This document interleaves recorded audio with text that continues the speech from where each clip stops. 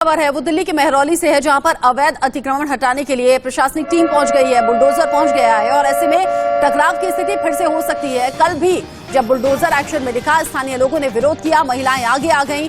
लोग ये कहने लगे कि हम यहाँ सालों से रह रहे हैं, रजिस्ट्रेशन इस घर का है, बिजली का कनेक्शन है, हम लोग हाउस टैक्स देते हैं, उसके बाद कैसे ये बुलडोजर की कार्रवाई हो रही है। मेहरौली में अतिक्रमण हटाने के लिए टीम पहुंची है, भारी विरोध का सामना करना पड़ रहा है।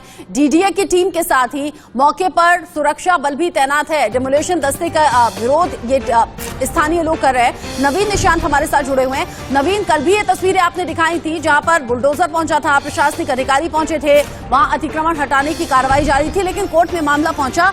कोर्ट ने 16 फरवरी तक रोक लगाई थी। अभी आज बुलडोजर क्यों पहुंचा है? क्या सिर्फ कुछ हिस्से हैं जिन पर एक्शन को लेकर रोक लगाई है? बिल्कुल रक्षा, देखिए बता दें कि कोर्ट द्वारा कुछ मकानों को बस स्टे ऑर्डर दिया गया था, यानी उन्हें राहत मिली है। लेकिन वहां मकानों की बात करें जो डीडीए के मुताबिक अवैध हैं, तो उनकी संख्या 2000 के करीब है। यानी जो वो पूरा इलाका है मेहरौली का, वो पूरी तरह से अवैध है, ऐसा डीडीए का कहना है। क्योंकि डीडीए ये बता रही है कि वो जमीन मेहरौली आर्कोलॉजिकल सर्वे जो पार्क है उसकी जमीन है और वहां पर लोगों ने अवैध तरीके से मकान बना रखे हैं। डीडीए का ये भी कहना है कि लोगों को लगातार नोटिस जारी किए जा रहे थे कि वो अपने मकानों को खाली करें, अपने सामानों को निकाल ले, लेकिन लोग समझने को तैयार नहीं थे, जिसके बाद कल जो डिमोलिशन की कार्रवाई है वो की गई थी। हालांकि देर शाम तक हाईकोर्ट से स्टे का ऑर्डर आया, जो डिमोलिशन की कार्रवाई है वो रुक गई। लेकिन डीडीए के अधिकारियों ने जब हाईकोर्ट के स्टे ऑर्डर को पढ़ा तो उसमें कुछ मकानों पर रोकथाम जो तोड़फोड़ हो रही है उस पर कार्रवाई करने से इनकार किया गया था। यानी अभी भी सैकड़ों की संख्या में मकान वैसे हैं जिन्हें डीडीए की जो डिमोलिशन टीम है उनके द्वारा तोड़े जाना है। इसे लेकर आज सुबह से ही जो बुलडोजर है वो वहां पर पहुंच गए हैं। इसके साथ ही साथ भारी सुरक्षा बल भी वहां तैनात किए गए हैं ताकि जो स्थानीय लोग हैं उन्हें रोका जा सके। क्योंकि कल भी हम उस वक्त जहाँ पर आप हैं वहाँ क्या कुछ ऐसा एक्शन आपको दिखाई दे रहा है? आप इस वक्त कहाँ पर हैं? बिल्कुल, देखिए बता दें कि जहाँ पे तोड़फोड़ हो रही है वहाँ से हम थोड़ी दूर आए हैं, क्योंकि वहाँ नेटवर्क की दिक्कत आ रही है, सिग्नल्स की दिक्कत आ रही है, तो इसलिए हम वहाँ पे नेटवर्क की थोड़ी दिक्कत है। लेकिन जो तोड़फोड़ की कार्रवाई है वो लगातार जारी है और डीडीए का साफ कहना है कि पूरी जगह जिन्हें स्टे नहीं मिला है हाई कोर्ट से, वहाँ पर तोड़फोड़ की कार्रवाई जो है वो लगातार जारी रहेगी। क्योंकि डीडीए अगर आप दर्शकों के लिए समझा पाए, खासतौर से दिल्ली के मेहरौली से उन दर्शकों के लिए अगर आप समझा पाए, कोर्ट ने किन घरों को राहत दी है, किस आधार पर ये राहत दी गई है, और आप कह रहे हैं अगर 2000 घर ऐसे इस जद में आ रहे हैं जहां पर एक्शन होगा, वो 2000 घरों के लोग क्या कर रहे हैं, कहां जाएंगे? क्योंकि वो कह रहे हैं हम सालों से रह रहे हैं, रजिस्ट्रेशन है, बिजली का कनेक्शन कैसे आ गया, अगर इलीगल है तो हाउस टैक्स भी वो दे रहे हैं। बिल्कुल, देखिए बता दें कि कुछ गिनती के मकान हैं, 20 से 22 मकान हैं जिन्हें राहत मिली है। लेकिन वहां पर आबादी की बात करें तो आबादी तकरीबन 30 से 40 हजार लोगों की आबादी है जो इससे प्रभावित होगी। क्योंकि वो पूरा इलाका डीडीए के मुताबिक अवैध बसा हुआ है, तो इसलिए डीडीए की टीम लगातार कार्रवाई कर रही है और कहीं ना कहीं लोग अभी के समय सड़कों पे हैं। कल भी हमने देखा था कि जब मकान टूट रहे थे तो उनमें घरों के सामान पड़े हुए थे, क्योंकि मेहरौली के जिस इलाके में ये कार्रवाई हो रही है वहाँ पर पूरी रिहायशी जो आबादी है वो बसी हुई है, बड़े बड़े टावर्स और बड़े बड़े फ्लैट्स बनाए गए हैं। और ये भी समझना होगा कि दिल्ली में अपना मकान खरीदना एक बड़ी मुश्किल की बात होती है। लोग अपनी जिंदगी भर की कमाई लगाकर मकान खरीदते हैं, लेकिन सबसे बड़ा सवाल ये उठता है कि जब मकान वहां पर बन रहे थे तब डीडीए के अधिकारी कहाँ थे? क्योंकि हम सबको ये बात पता है कि दिल्ली में अगर एक ईंट का भी निर्माण होता है तो डीडीए के अधिकारियों को ये बात पता होती है। एक बात और मुझे बताइएगा, दिया जाता है तो तमाम आम आदमी पार्टी की तरफ से ट्विटर हैंडल पर वो तस्वीरें शेयर की गई थी और आम आदमी पार्टी ये दावा कर रही थी कि दिल्ली के लोगों से बदला ले रही है बीजेपी और इसीलिए जानबूझकर उन लोगों को परेशान किया जा रहा है जिन्होंने आम आदमी पार्टी के फेवर में वोट किया था। आम लोगों से जब आपकी बात हुई वो क्या कह रहे हैं, किस तरह की परेशानी का जिक्र कर रहे हैं, और अगर 2000 घर इस एक्शन की जद में आ रहे हैं तो आगे क्या करेंगे, ऑप्शन क्या है उनके पास? देखिए, फौरी तौर पर उनके पास एक सहारे की बात करें तो कोर्ट ही एक सहारा है जो उन्हें इस मुश्किल से थोड़े दिनों के लिए राहत दिला सकता है।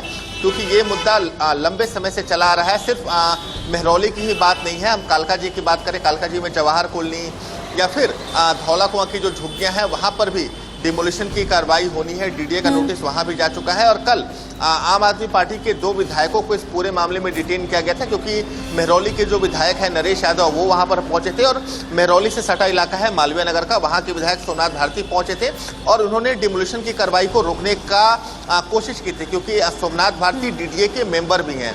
उन्होंने अधिकारियों से बात करने की कोशिश की थी, लेकिन उसके बावजूद उन्हें डिटेन कर लिया गया था, देर शाम उन्हें छोड़ा गया था। आम आदमी पार्टी ये आरोप लगा रही है कि बीजेपी अपने वादे से मुकर रही है, क्योंकि बीजेपी ने अपनी मैनिफेस्टो में दावा किया था जहां झुकी वहां मकान, किसी को बेघर नहीं होने देंगे। तो आम आदमी पार्टी इस पर आरोप लगा रही है। लेकिन ये तो उल्टा है ना नवीन, हम लगातार बुलडोजर का एक्शन किस तरीके से हो रहा है वो भी दिखा रहे हैं। लेकिन आप जरा एक बात बताइए, झुग्गियों को हटाने का काम चल रहा था। झुग्गियां हम सबको समझ में आता है कि वो टेम्परेरी स्ट्रक्चर होता है जिसे इलीगल तरीके से खड़ा किया जाता है, उन्हें हटाने का काम। और जो वादा किया कि जहां झुग्गी वहां मकान, वो तो हुआ नहीं। जो पक्के मकानों में रह रहे लोग थे, जो लीगल तरीके से खरीद कर रजिस्ट्रेशन कराकर घरों में रह रहे थे, उन लोगों को बेघर करने की ये तैयारी है। बिल्कुल, देखिए इस पर भी राजनीति हो रही है, समझना होगा, क्योंकि डीडीए जो है वो केंद्र सरकार के अधीन आता है।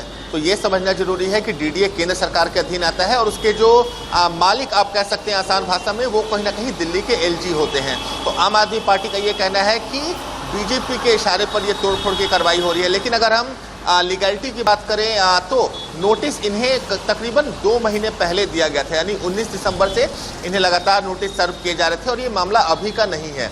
लंबे समय से इन्हें यहाँ पे हटाने की मांग की जा रही थी, लेकिन सबसे बड़ी लापरवाही निकलकर डीडीए के सामने आ रही है कि आखिर अगर जमीन अवैध था उस पर इतने बड़े निर्माण कैसे हुए, क्योंकि उतने बड़े बड़े निर्माण 1 या 2 दिनों में नहीं होंगे, कम से कम 6 से 7 महीने का समय लगता है इतना बड़ा कंस्ट्रक्शन करने का। इसके अलावा वहाँ पर बिजली के बिल हैं, बिजली का कनेक्शन तब दिया जाता है जब आपके तमाम दस्तावेज सही होते हैं। इसके अलावा उन मकानों पर खरीदने के लिए लोगों ने लोन कराए हैं, बैंक से लोन कराए हैं, तो बैंक भी तमाम दस्तावेजों की जांच करने के बाद ही आपको लोन देता है। तो लोगों का ये कहना है कि हमने तो रजिस्ट्री कराई है, बिजली का बिल दे रहे हैं, बैंक से लोन दे रहे हैं, तो फिर ये अवैध कैसे है। लेकिन डीडीए के अधिकारी कुछ भी सुनने समझने को तैयार नहीं है और लगातार जो डिमोलिशन की कार्रवाई है वो लगातार चलती जा रही है। नवीन, एक बात और समझाइए, जिस जमीन पर ये घर बने हुए हैं, एक तो होता है कि थोड़ा बहुत इलीगल कंस्ट्रक्शन कर लिया, कुछ बैल्कनी आगे बढ़ा दी, कुछ निर्माण कार्य थोड़ा एक्स्ट्रा करा दिया, उसे तोड़ा जाता है, उसे हटाया जाता है। एक होता है कि जमीन पर ही कब्जा हो गया है तो जमीन से पूरा घर ही हटेगा। ये जो कार्रवाई हो रही है ये किस तरीके की है? क्या सिर्फ कुछ इलीगल कंस्ट्रक्शन पर ही ये कार्रवाई हो रही है, मतलब कुछ एक्स्ट्रा पार्ट पर ये कार्रवाई हो रही है, या फिर इन पूरे घरों को जड़ से हटाया जाएगा? देखिए, इन पूरे घर को जड़ से हटाया जाना है, क्योंकि वो जो पूरी कॉलोनी की जमीन है वो महरौली आर्कोलॉजिकल पार्क की जमीन है, यानी ऐतिहासिक महत्व की जमीन है। महरौली इलाका वैसे भी अपने ऐतिहासिक महत्व के लिए जाना जाता है, कई सारे वहाँ पे गुंबद हैं, कई सारे मजार हैं, तो पूरा इलाका संरक्षित माना जाता है। और ये जो तमाम मकान है वो तकरीबन 30 से 40 साल पुराने हैं, कुछ नए कंस्ट्रक्शंस भी हैं, लेकिन डीडीए का ये साफ कहना है कि ये पूरी जमीन जो इस पे मकान बने हुए हैं वो अवैध हैं, इसलिए मकानों को तोड़ा जाना है, कुछ हिस्सों को नहीं तोड़ा जाना है। कल भी हमने देखा था कि जो बाहरी स्ट्रक्चर है उसे तो जेसीबी द्वारा तोड़ा जा रहा था, लेकिन मकान के अंदर जो लेबर्स होते हैं वो हथौड़े की मदद से मकानों को तोड़ रहे थे।